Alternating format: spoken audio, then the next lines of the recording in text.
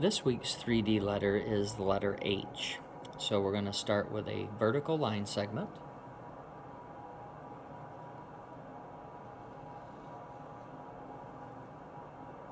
Okay, then two short horizontal ones. And then from the top and bottom we're going to go down and then up, but we're going to leave a gap in the middle, right in the middle.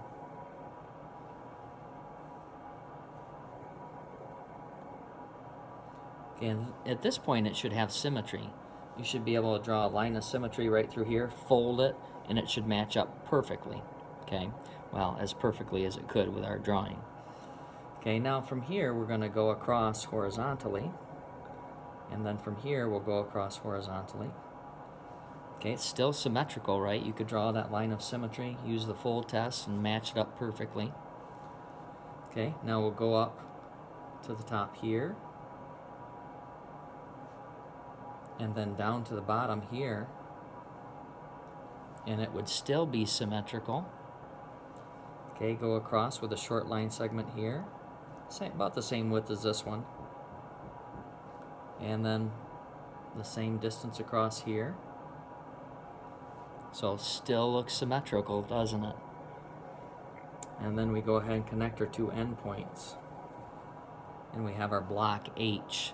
So now to transform it into 3D, we use our parallel line segments going up at a diagonal angle. So you'd have one from this vertex, one from this vertex up here. Now remember, parallel means going the same direction, and even if they went on forever, they would never cross. One from this vertex, another one from this vertex up here, one from this vertex here. Okay, we need one from this vertex inside here as well. And then one final one from this corner, also known as a vertex, right in there. So now we'll make our connections and transform it to 3D. Connect these two endpoints, and you have a flat surface, which we call a face. Connect these two parts. You have another flat surface, which we call a face. Connect these two top parts here. You have a face just kind of floating in the air there for a little while. Go from this vertex to this endpoint. You have another face, still kind of floating there. And from this vertex, you go straight across horizontally. And you have another face right there on the second level. Now from this point right here, we go straight up, because you always want to keep your opposite edges parallel to each other. So this is straight up, so this should be straight up. And there you have a face on the inside leg of the H. Okay, so there's your 3DH. Now this is the character word we're going to learn about that starts with a letter H. So copy this down. If this was your notebook, here's your pink line. You want to write it right next to your pink line.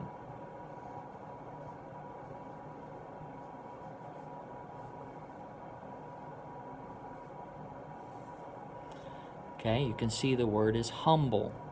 Okay, so we're going to look that up in the dictionary. Okay, so H, still fairly close to the beginning of the alphabet, so I'll just open it. I've got G, E, F, G, H, so I'm almost there. I go a little bit farther, I got H-I, H-U is what I need.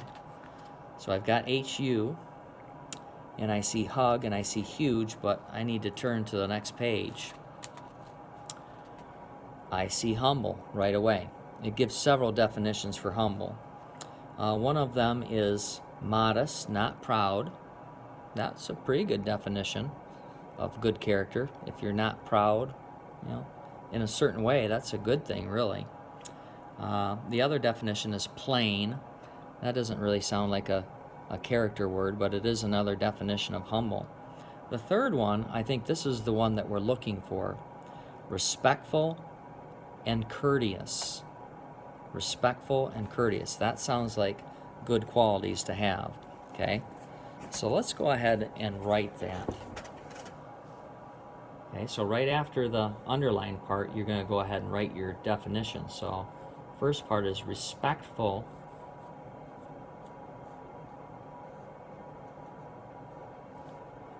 Now I ran out of room, so I got to drop down to the next line, right? Just like on your paper, if you run out of room, you drop down to the next line. Here's the rest of it. And courteous.